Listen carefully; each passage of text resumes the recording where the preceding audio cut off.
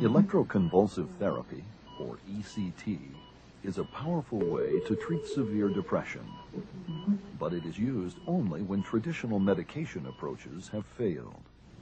Just look at me. What about you that's different?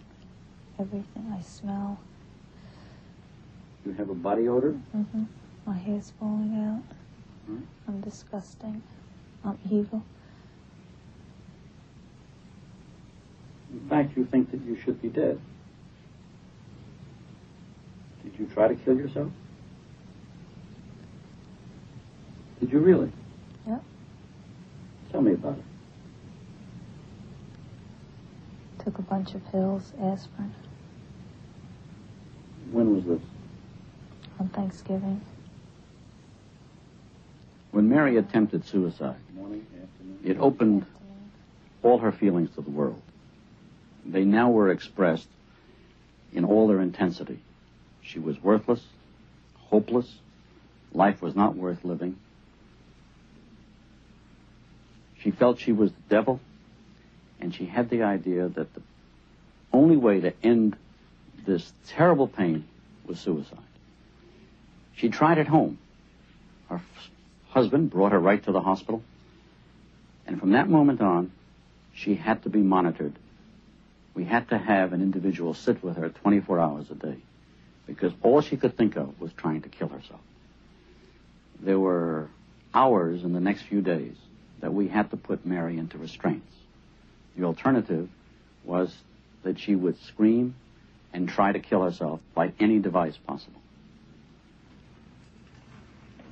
It became necessary to treat her as rapidly and as effectively as we knew how for this drive to suicide and this very severe feeling of unhappiness. I'm going to clean your head off with water. At the beginning of ECT treatment, the patient is put to sleep, and 30 seconds later is given a dose of muscle relaxant.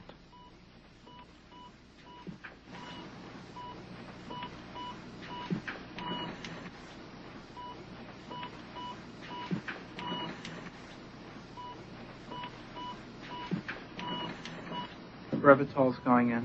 Nice deep breath. You'll be fine by this. The lid reflex is gone. Cuff is up. Okay. Bite block is in. Chin up. The impedance is low. Okay. At that point, electric current is passed through the brain for a duration of half a second to 4 seconds. Typically, 6 to 10 treatments, spaced over 2 to 3 weeks, will be given.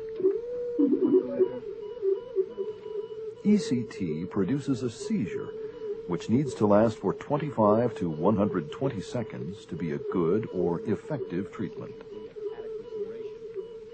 After ECT treatments, patients will show confusion and loss of memory for recent experiences. Both of these problems clear up, and permanent memory problems after ECT are rare. Mary, open your eyes. Treatment's all over with. In Mary's case, medication did not help, and so electroconvulsive therapy was the best alternative. After treatment, Mary discussed her recent depression with her doctor. The depression that I came in here with, I don't really remember much about. Remember nothing about it. Mm-mm. I do remember being in the hospital here and going home on Thanksgiving and taking a lot of aspirin. I remember that. What happened on Thanksgiving? I remember thinking I was the devil.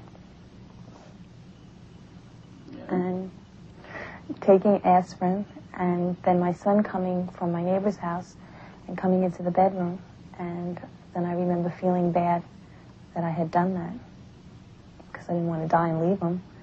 And then I told him to go tell his father that I had taken a bottle of aspirin. Electroconvulsive therapy has a very important place in the treatment of certain depressions. It's not a panacea. It doesn't help everybody. but it remains a very effective way for quickly reversing severe depression.